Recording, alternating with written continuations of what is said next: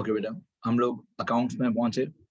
ये टीएस गरेवाल का चैप्टर 8 है, क्योंकि टेक्स्ट बुक में और गरेवाल में चैप्टर्स नंबर्स ऊपर नीचे दिए हुए हैं, तो मैं गरेवाल के हिसाब से चैप्टर 8 बता रहा हूँ।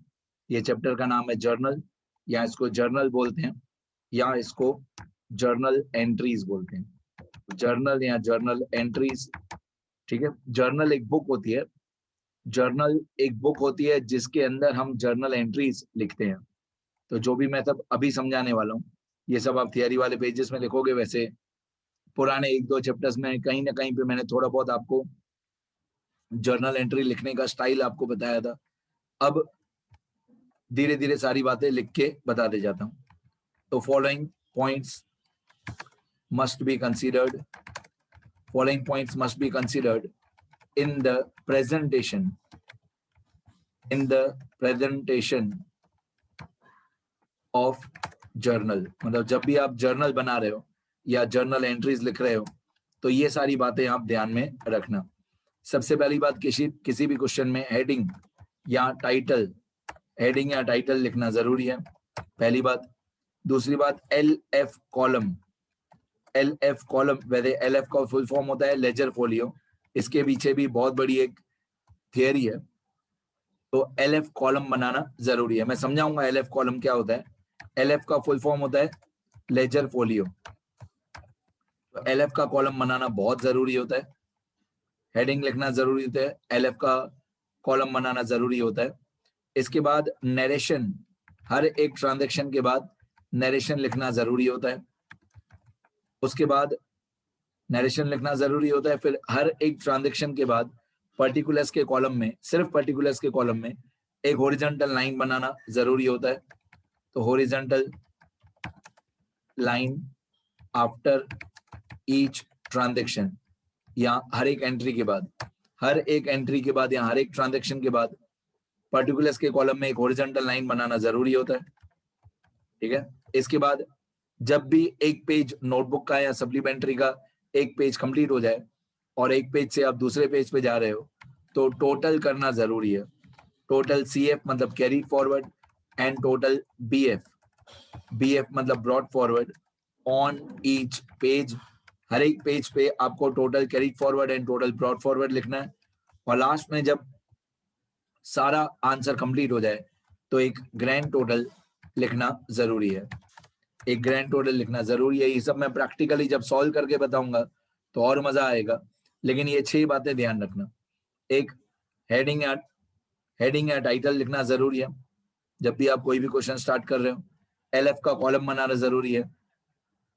नरेशन, हर एक ट्रांजैक्शन के बाद नरेशन, शॉर्टकट नरेशन मतलब क्या, शॉर्टकट डिस्क्रिप्शन, शॉर्ट में समझाना कि आपने जो एंट्री लिखी है उसकी मीनिंग क्या है। फिर horizontal line after each transaction, हर एक एंट्री के बाद एक हॉरिजॉन्टल लाइन बनाना सिर्फ पर्टिकुलर्स के कॉलम में, वो जरूरी है। Total carry forward and brought forward, जब भी एक पेज कंप्लीट हो जाए तो एक पेज का टोटल दूसरे पेज पे लेके जाएंगे। और लास्ट में ग्रैंड टोटल, जब पूरा आंसर कंप्लीट हो जाएगा तो ग्रैंड टोटल सिर्फ एक बार आएगा लास्ट में। अब फॉर्मेट कैसा होता है जर्नल एंट्रीज का, फॉर्मेट बोलते हैं इसको, यहाँ स्पेसिमेन बोलते हैं। फॉर्मेट या स्पेसिमेन जर्नल एंट्रीज का कैसे होता है, देखो। पहली लाइन में हेडिंग में हम लोग लिखते हैं जर्नल, फर्स्ट लाइन में लिखते हैं जर्नल, सेकंड लाइन में लिखते हैं ऑफ, जो भी यहाँ पे बिजनेस का नाम हो। अगर हमको बिजनेस का नाम दिया हुआ है तो बिजनेस का नाम लिखते हैं, बिजनेस का नाम नहीं दिया हो तो ओनर का नाम। तो ऑफ में यहाँ पे नेम ऑफ बिजनेस, अगर बिजनेस का नाम दिया हुआ जैसे XYZ गारमेंट्स या XYZ ट्रेडर्स, तो बिजनेस का नाम दिया हो तो वो यहाँ पे लिखते हैं। बिजनेस का नाम नहीं दिया हो तो ओनर का नाम। फिर फॉर द मंथ ऑफ, हम कौन से महीने की जर्नल एंट्री लिख रहे हैं, तो कभी कभी फॉर द मंथ आता है और कभी कभी फॉर द पीरियड आता है। फॉर द मंथ ऑफ या फॉर द पीरियड ऑफ, तो कौन से महीने की जर्नल एंट्री लिख रहे हैं वो लिखना है, या कौन से 2 महीने, कौन से 3 महीने, कौन से 4 महीने, वो हेडिंग में लिखना है। तो इस तरीके से आपको हमेशा 3 लाइन में हेडिंग लिखनी है। पहली लाइन में जर्नल, दूसरी लाइन में बिजनेस का नाम, तीसरी लाइन में कौन से मंथ की जर्नल एंट्री लिख रहे हैं वो। अब जर्नल एंट्री में टोटल 5 कॉलम होते हैं। पहला कॉलम डेट, दूसरा कॉलम पर्टिकुलर्स, पहला कॉलम डेट, दूसरा कॉलम पर्टिकुलर्स, तीसरा कॉलम LF मतलब लेजर फोलियो, चौथा column debit amount rupees, debit rupees आप बोल सकते हो। मैं यहाँ पे रुपी का सिंबल इंसर्ट कर देता हूं, ये रुपी का सिंबल इंसर्ट कर दिया, डेबिट रुपीस, और उसके बाद एक कॉलम हम लोग बनाएंगे क्रेडिट रुपीस। तो इस तरीके से टोटल जर्नल एंट्री में 5 कॉलम होते हैं, date, particulars, LF, debit rupees और क्रेडिट रुपीज। मैं लाइंस भी ड्रॉ करके बताता हूं, ये डेट का कॉलम, फिर पर्टिकुलर्स का कॉलम, इसके बाद LF, इसके बाद डेबिट रुपीस, इसके बाद क्रेडिट रुपीस। इस तरीके से कॉलम्स बनते हैं, 5 कॉलम। जर्नल एंट्री जब भी हम लोग बनाएंगे तो इस तरीके से 5 कॉलम टोटल बनते हैं, date, particulars, LF, debit, credit. अब LF का कॉलम ट्राई करना कि बहुत पतला हो, बहुत छोटा हो, अमाउंट के कॉलम थोड़े बड़े बनाना। सबसे बड़ा कॉलम होगा पर्टिकुलर्स का, पर्टिकुलर्स का कॉलम सबसे बड़ा होगा, और डेबिट क्रेडिट अमाउंट का कॉलम बड़ा होगा। इस तरीके से जर्नल एंट्री का फॉर्मेट होता है। जर्नल एंट्री देखने में ऐसे होती है, ठीक है। तो इतना आपको अच्छी तरह लिखना है। फिर इसके अंदर क्या डेबिट होगा, क्या क्रेडिट होगा, कैसे लिखते हैं, वो भी सब मैं धीरे धीरे बताते जाऊंगा। एक छोटा सा एग्जाम्पल ले लेते हैं, एक बहुत छोटा एग्जाम्पल ले लेते हैं हम लोग, सुनना ध्यान से।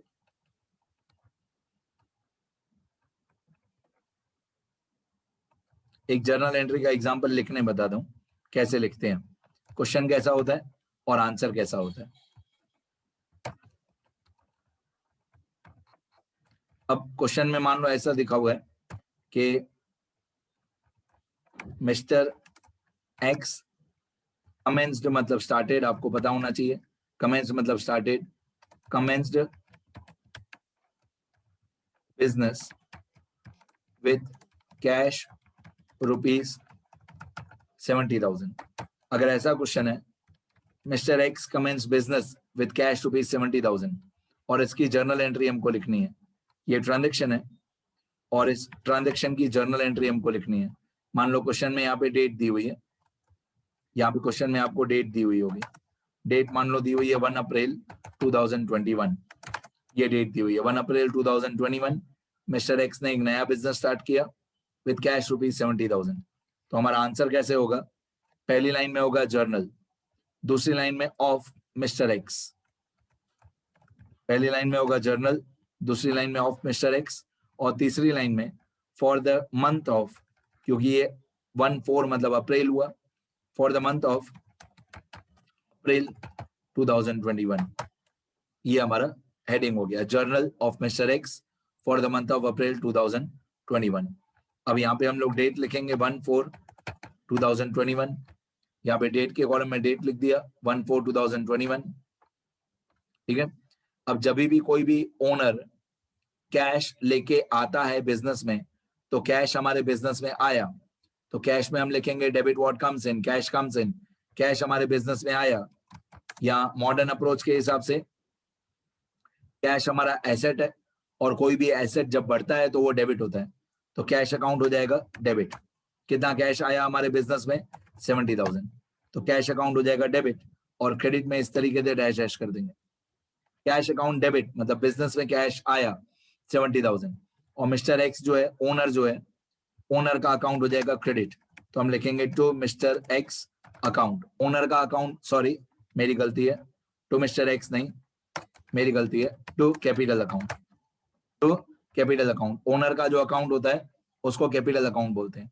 तो कैश हमारे बिजनेस में आया, कैश अकाउंट हो जाएगा डेबिट, और ओनर का कैपिटल, ओनर का कैपिटल एक लायबिलिटी है, लायबिलिटी जब बढ़ती है तो लायबिलिटी क्रेडिट होती है, तो कैपिटल हो जाएगा क्रेडिट 70,000। तो कैश हो गया डेबिट और कैपिटल हो गया क्रेडिट 70,000। इस तरीके से जर्नल एंट्री लिखते हैं। क्रेडिट वाले को क्रेडिट नहीं बोलते हैं, क्रेडिट वाले को आगे टू लिखते हैं, क्रेडिट वाले में आगे टू लिखते हैं, जो जब आपने आगे टू लिख दिया मतलब आपने उसको क्रेडिट कर दिया। तो ये डेट लिखा 1/4/2021, कैश हमारे बिजनेस में आया तो cash account debit, cash account debit की अमाउंट डेबिट साइड पे 70,000, और ओनर का कैपिटल एक लायबिलिटी है, लायबिलिटी बढ़ेगी तो क्रेडिट होगी, तो क्रेडिट साइड पे 70,000। फिर नरेशन, इसको नरेशन बोलते हैं, बीइंग कोई भी जर्नल एंट्री हो, लाइफ टाइम, हमेशा आपको आगे बीइंग लिखना है। जब भी आप कोई भी नरेशन शुरू करोगे तो आगे बीइंग लिखना है। Being cash brought by owner. Owner का नाम क्या है? Mister x. Being cash brought by owner, इसको नरेशन बोलते हैं। और जब भी एक एंट्री कंप्लीट हो जाए तो पर्टिकुलर्स के कॉलम में एक हॉरिजॉन्टल लाइन। तो मैंने यहाँ पे पर्टिकुलर्स के कॉलम में एक हॉरिजॉन्टल लाइन बना दिया, सिर्फ पर्टिकुलर्स के कॉलम में, सिर्फ पर्टिकुलर्स के कॉलम में मैंने ये वाली लाइन बना दी, हॉरिजॉन्टल लाइन। तो इसको जर्नल एंट्री बोलते हैं। देखो मैंने क्या क्या बताया था। हेडिंग लिखना जरूरी है, एक। दूसरा, एलएफ का कॉलम बनाना जरूरी है, दो। एलएफ के कॉलम के अंदर आपको कभी कुछ लिखना नहीं है। एलएफ का कॉलम सिर्फ प्रैक्टिकल लाइफ में, रियल लाइफ में काम आता है। स्टूडेंट्स को ये कॉलम काम नहीं आता है। फिर भी मैं इसका यूज बता दूंगा, पर एक दो लेक्चर के बाद। ये एलएफ कहाँ पे काम आता है मैं समझाऊंगा, पर अभी नहीं। तो हेडिंग लिखना जरूरी है, एलएफ का कॉलम बनाना जरूरी है, नरेशन लिखना जरूरी है। Narration is the shortcut description of the question. उसके बाद पर्टिकुलर्स के कॉलम में ये हॉरिजॉन्टल लाइन बनाना जरूरी है। और जब एक पेज कंप्लीट हो जाएगा हमारा, तो टोटल कैरीड फॉरवर्ड, फिर टोटल ब्रॉट फॉरवर्ड और ग्रैंड टोटल, वो सब जब मैं पूरा एक लॉन्ग क्वेश्चन कराऊंगा उसके अंदर मैं टोटल वगैरह बताऊंगा। इस तरीके से एक जर्नल एंट्री लिखी जाती है। ये बहुत इंपॉर्टेंट चैप्टर है आपके लिए, लाइफ टाइम बहुत इंपॉर्टेंट है और बहुत लेंदी भी है।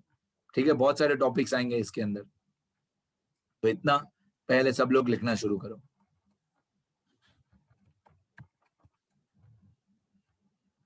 ठीक है, मैं एक बार स्क्रॉल कर देता हूँ। ये सब थियरी वाले पेजेस में लिखना। इस चैप्टर की अलग एक नोटबुक बनाना और वो नोटबुक जिंदगी भर संभाल के रखना, जर्नल वाली नोटबुक। ठीक है, ये चैप्टर बहुत इंपॉर्टेंट होने वाला है, अच्छी तरह नोटबुक बनाना। ये सब थियरी वाले पेजेस में लिखना शुरू करो।